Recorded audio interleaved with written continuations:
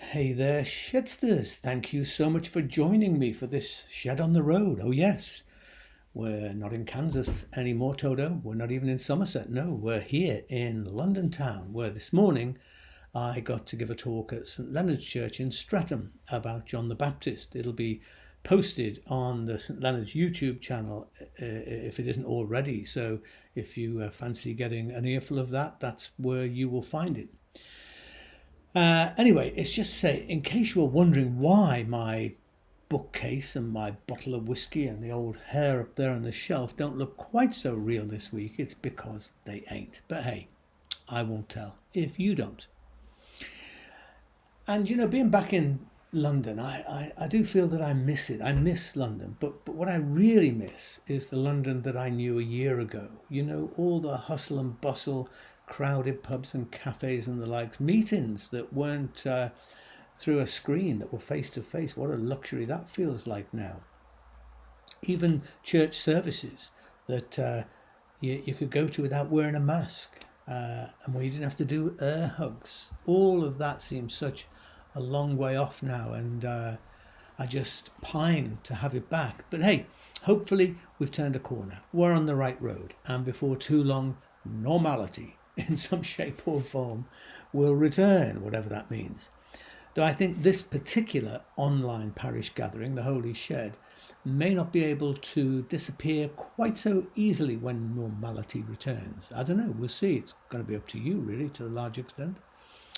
But it's been a busy week for me this week. I preached via Zoom in Devon last weekend, gave a virtual talk to a school assembly in East London during the week, took the funeral of lovely Eileen in North London on Tuesday, got to comfort her loved ones, and I led a Zoomed soul space at St Ethelburgers. And by the way, I'm leading another soul space on Thursday at 7 p.m. Similar but different to the one at St Ethelburgers. And if you've never been to a soul space, if you've never joined in, I suggest you give it a try, really. It's kind of a chilled out meditation with music videos, images, film clips, poetry, and a fair bit of me. So what's not to love? I call it meditation for a YouTube generation, and if you fancy giving it a go, it would be lovely to have you. My talk at St Leonard's today focused on finding one's inner voice. John the Baptist, of course, found his in a wilderness, but the good news is you don't have to do that. You don't have to wear a camel loincloth and eat locusts and wild honey to find your inner voice. There's a relief. I talked, among other things, today about the many people whose voices have been quietened, who've been gagged for years, for centuries in some instances, and how many people are now finding a voice at last. Many women would feel that. Ethnic minorities, the LGBT plus community, people with disabilities. The list could go on. Steve McQueen, his brilliant TV series Small Axe, which has been showing on the BBC over the past few weeks, is a shocking but enlightening ungagging of West Indian history in this country. So important, so engaging. The whole Black Lives Matter movement, of course, is an attempt to voice and hear the voices of people who have been systematically muzzled for centuries. So let's take a moment. If you've got a candle handy, then let's take a moment to light a candle for people who have been silenced, for those who've been systematically silenced, but also those who just haven't been able to find their inner voice yet. That could be you. It was me for a long time. So let's open ourselves to the possibility of locating our own voice and commit ourselves to helping others to find theirs. So as we light a candle, I invite you to just let your heart go out to people in this country and elsewhere who, for all sorts of reasons, are silenced. Some of them probably experience a silent scream within as they face the harsh reality that nobody's listening. Nobody seems to want to listen.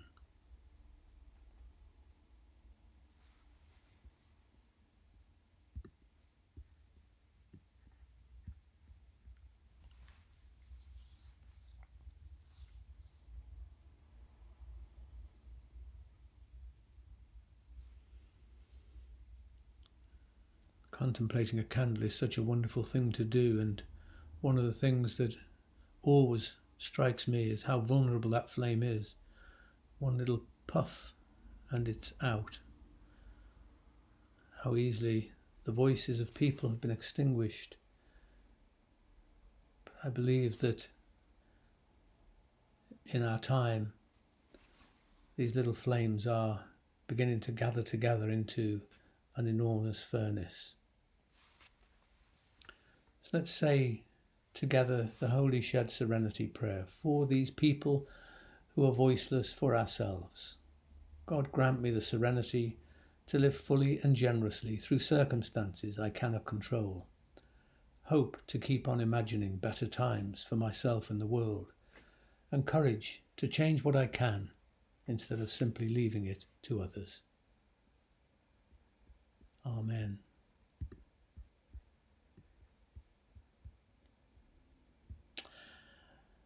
Okay, now look, I'm not the Grinch who stole Christmas. Honestly, I really am not. I love Christmas. I love it as a cultural event, a brilliant flash of light and colour in the midst of cold, dark winter. More importantly, I love it as a religious or spiritual event. It's actually the centrepiece to my faith in many ways, not because I take it as a historical fact, but because it is capital T true, because it's true in a different and for me much more profound sense. Now, of course, the faithful will no doubt sneer at that distinction, tell me I'm fudging, no doubt because of my unbelief. But hey, nothing new there, been there, done that, so I think I can cope with that. And here's the thing, you see, the distinction isn't just about things like the virgin birth and the Christmas story. It's about the entire landscape of faith. Because basically, I believe that we have been sold a huge blooper, a category mistake. The idea that in order for something to be true and meaningful, it has to also be a literal fact. When I was a young Christian in a fundamentalist church, everything appeared black and white. If Genesis wasn't an actual description of how the world began, if God didn't actually part the Red Sea so the Israelites could pass over and the wretched, evil Egyptians drown in the sea, if Elijah didn't call down fire from heaven to consume his sacrifice, and then murder 700 prophets of Baal to make God happy, then how could I believe anything in the Bible? It was kind of like all or nothing. But once I started pulling a thread of doubt about such things, little by little, the whole tapestry started to unravel. And before long, it wasn't just the Old Testament, but the New Testament too. The virgin birth, miracles, substitutionary atonement, and pity help me, the resurrection.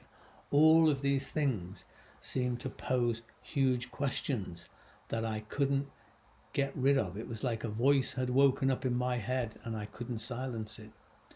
And I can tell you this, that, through that process, life at times felt pretty scary for the simple reason that I had bought into this idea that truth equals fact, full stop. And it took a while to find the courage to keep on tugging away at that thread, come what may. But I found I needed to know what would be left when I kept on tugging. As it turned out, it wasn't really a case of what was left, but what could now be possible once I'd freed my mind. And, wow, I've certainly never looked back from that point. Fear is a huge factor as we tug away on those threads. I completely get that. As I say, I've been there. And the problem is, it's not really a rational thing. The ideology of literalism is like a deeply lodged emotional attachment. And we can rationalize it, we can, put forward all these arguments, but the truth is that we've found a place of security in this, what I would call ideology of literalism. It's become a security blanket, and letting go of it can be traumatic because it feels then nothing will be left once we start going down that road. And yet it's absolutely essential to let go of that security blanket if we want a grown-up rather than a kindergarten kind of faith. The good news is my tapestry of faith is now infinitely more beautiful and intricate. And, I still love Jesus, much more realistically, actually. The sky hasn't fallen in. It's fear that concocts all these disastrous sort of notions of what's going to happen if I start down that road. The slippery slope spectre is a very powerful form of coercion and threat that a lot of people become the victims of. The truth is the truth appears in many forms. Look, when I read my considerable collection of poetry or listen to amazing music or gaze at works of art, I'm not asking if they're literally true. It's a question that doesn't even come into my head. It's just not the point. Just as I have actually no interest in whether the story of the Good Samaritan actually happened, or the virgin birth, or the disciples on the road to Emmaus, or whatever. My interest lies actually in how these poems and stories and parables speak to me. How do they speak to me? How do they speak to my world? How truthful are they? What difference can they make? It's that old Bonhoeffer question again: who is Jesus Christ for us today? The question that haunts me again and again and again, in a good way. Who is Jesus Christ for us today? Because our experience of that and our perception of that is going to be different to the way it was for people 100, 200 or 2,000 years ago. Now, there's no scientific or historical way of proving who impregnated Mary or whether Jesus was divine. I don't know of any electronic scanner to reveal anything inhuman or superhuman in his body. I mean, those kind of beliefs lie in the realm of faith or speculation, depending on your point of view. I think most Christians believe that God is present to us, especially, particularly, and uniquely in Jesus. But that's a confession of faith, not an objective conclusion. I mean, and that's fine, as long as we understand that that's what it is, and we don't confuse the two and think that the things that we passionately believe are necessarily objectively true in a literal sense. The pictures of the birth of Jesus that we find in the Gospels are beautiful, evocative, and I would say potentially transformative, but also very problematic if we insist on them being historical accounts. To start off with, they're actually only found in two of the Gospels, in Matthew and Luke.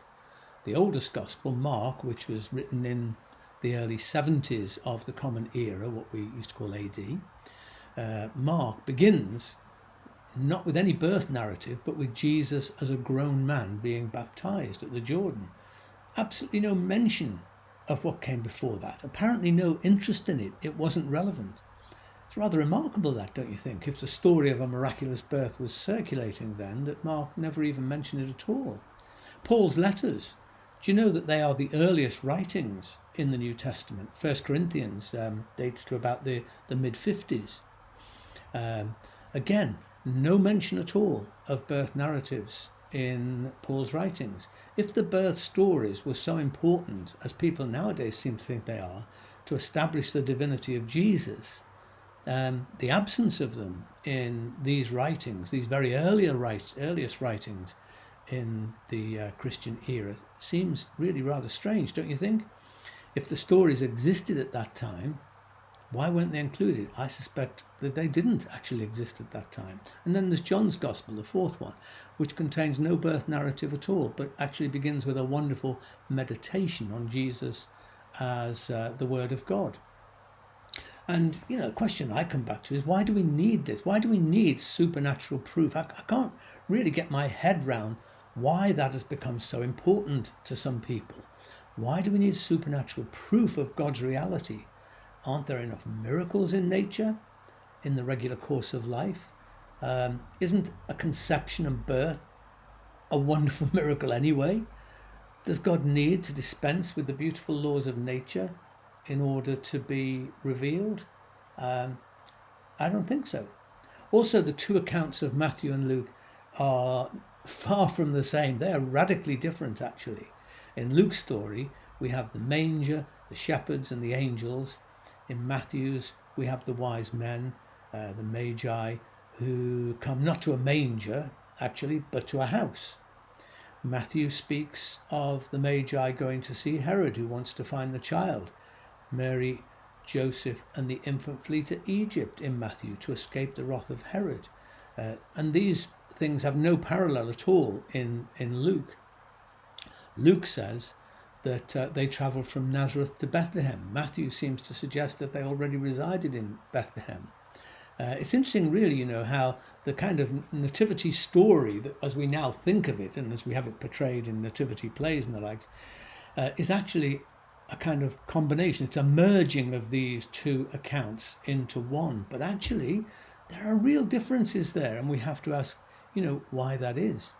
To any dispassionate reader, the birth narratives are massively stylized, with very, you might say contrived, with explicit or implicit references to the Hebrew scriptures.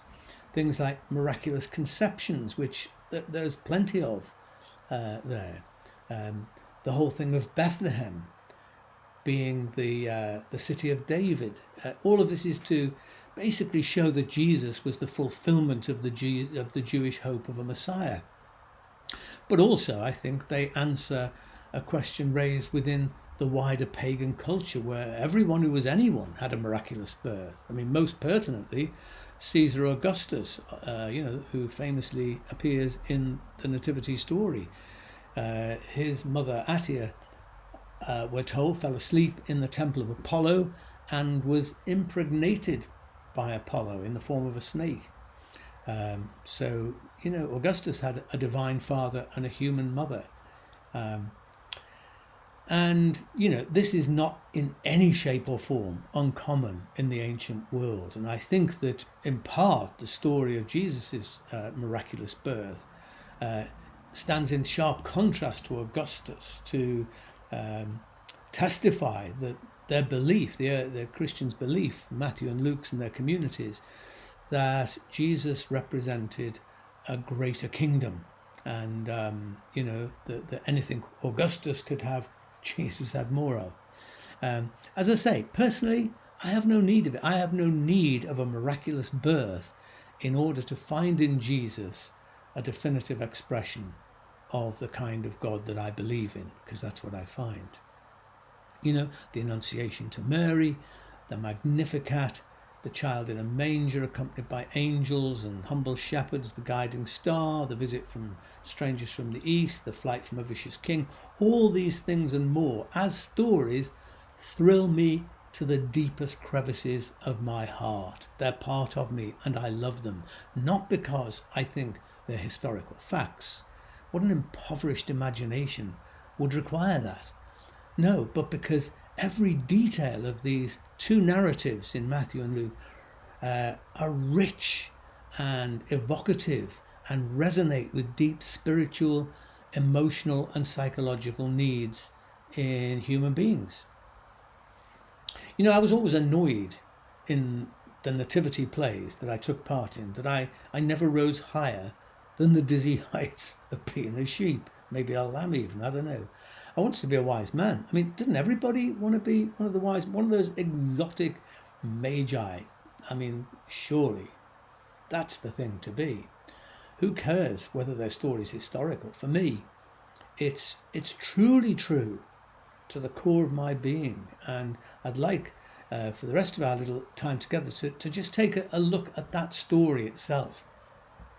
Because We're told that the Christian community to whom Matthew addressed his gospel had a Jewish background and probably struggled with the presence of Gentile believers in their churches, which makes it all the more shocking, that Matthew portrays Herod as being frightened by the news of the birth of Jesus and all Jerusalem with him, it says, while the wise ones from the east, pagan Babylonians, search out the child in order to pay homage, not threatened in any shape or form. The term magi probably denotes followers of Zoroastrianism, a Persian religious philosophy considered false and probably idolatrous by the Jews at the time. I love this image. It's an Ethiopian icon, and I love Ethiopian icons. I love those big eyes that they have, which is symbolic of looking and searching for the truth of God. Magi basically means a practitioner of magic. It's part of the word of magic, isn't it? Magi, which would include astrology, alchemy, and other forms of esoteric knowledge. But the beautiful surprise is not simply that the Magi were foreigners from a strange culture and religion, but that they were drawn to the Christ child through the wisdom of Babylonian astrology. I mean, wow, that's a pretty explosive thought, isn't it?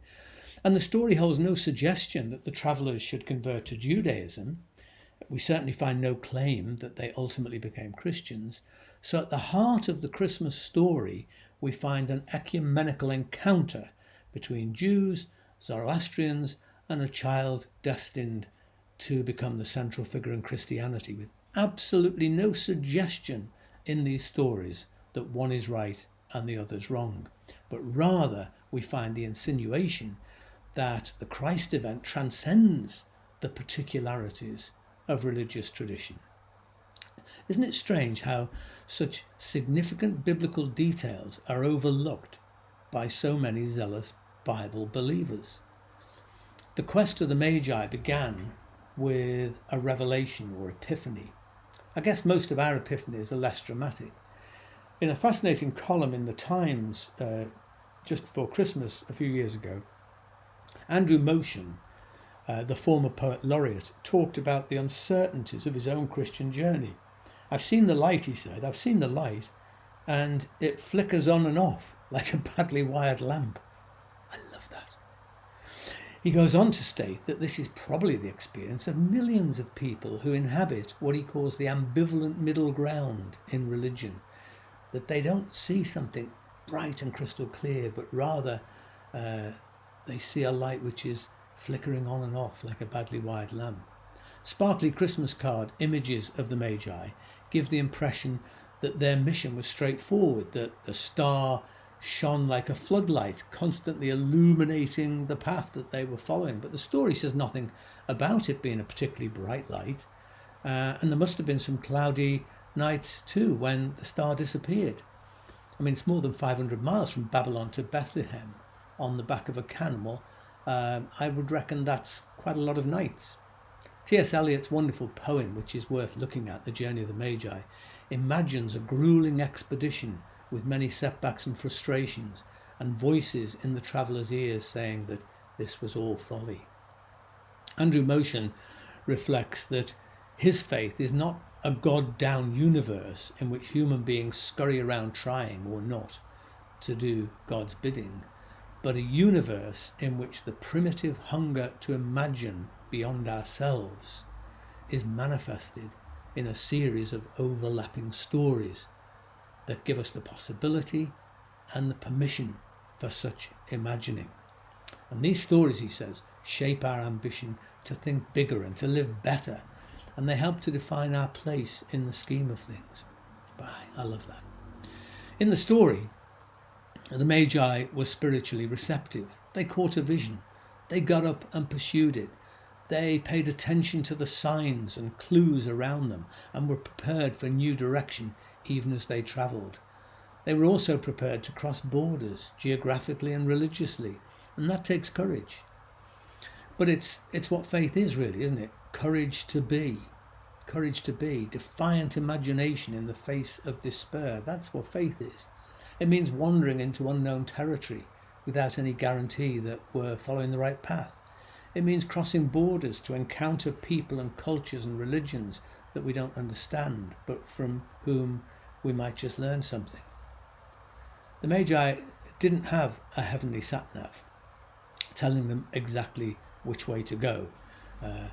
Matthew says that they saw the star as it arose, but mentions nothing then about the star guiding them. It's just not there. It was a sign to them that something unusual was happening.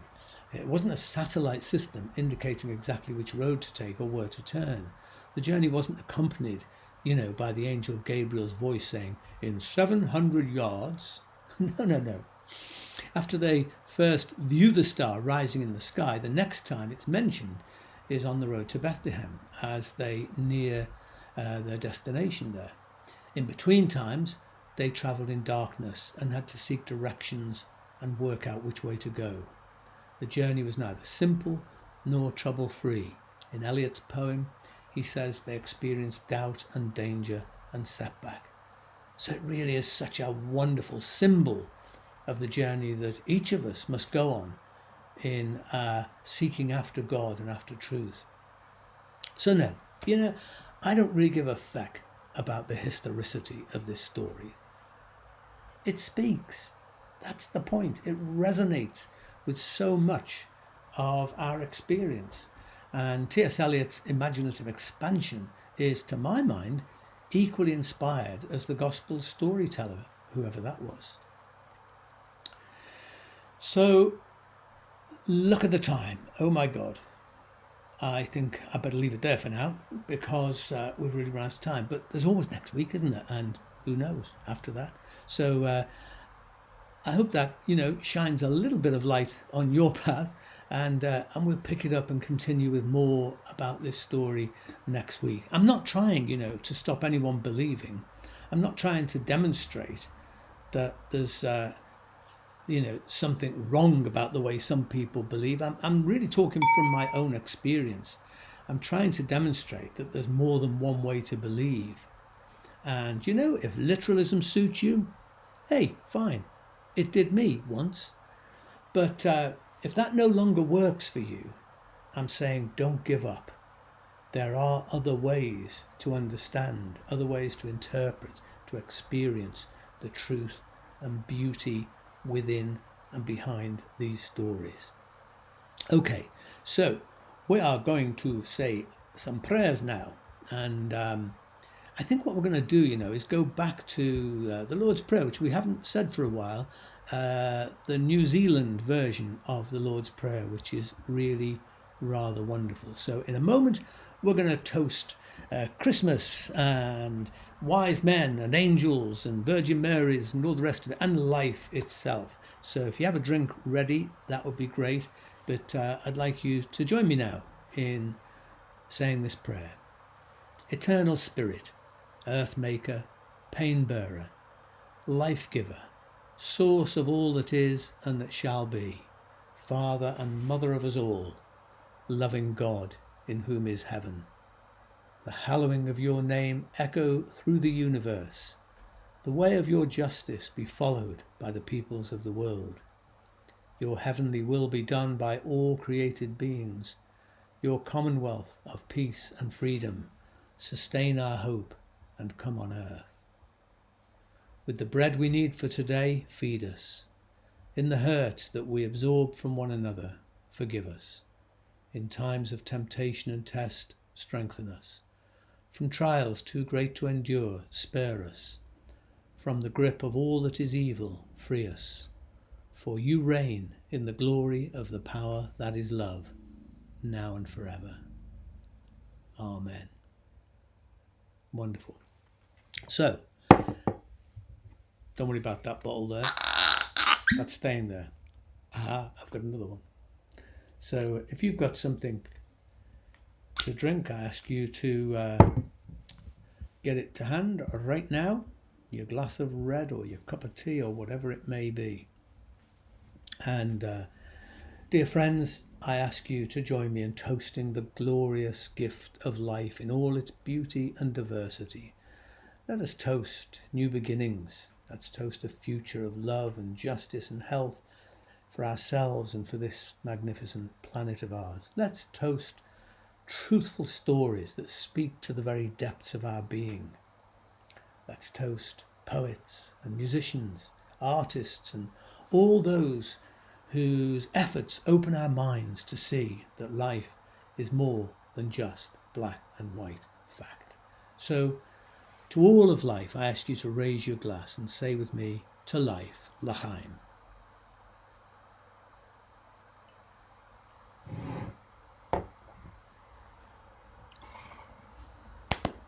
Amen. Now, I want to show you a picture because, a couple of years ago, Pat and I went to the West Bank, to Palestine, and I'm going to tell you more about that, probably early in the new year. I'd like to tell you about our trip to Palestine, our connections there, and important stuff that I think we need to be thinking about and looking at with regard to what's going on in the so-called Holy Land. But on our trip there, in a little market, I saw this. And I just turned to our friends that were there and said, hey, look, the Nativity's on the radio. It's great, isn't it? And what a lovely nativity it is. This is the close-up of it.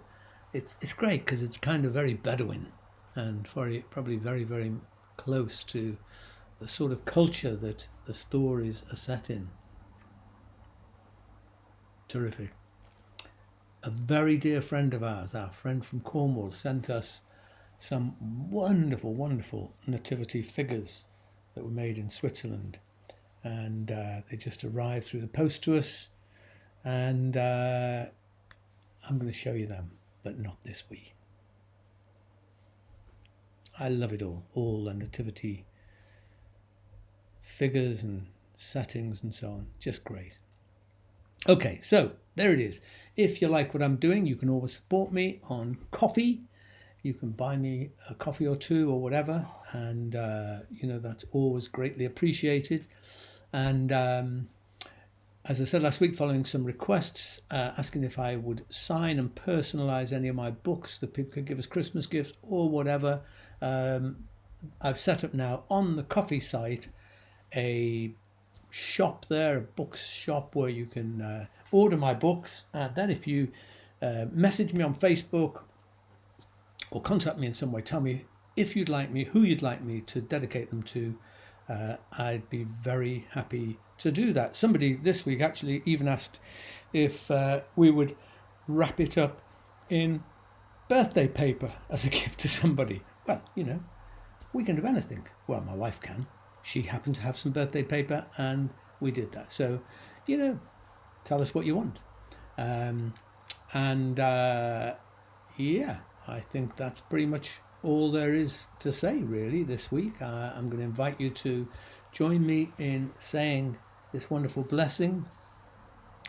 The blessing of God, the eternal goodwill of God, the shalom and salam of God, the wildness and warmth of God be among us and between us now and always. Amen.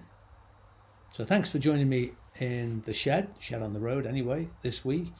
And I'm glad you're enjoying the shedlets that I put up, and I will certainly be doing something else along those lines this week.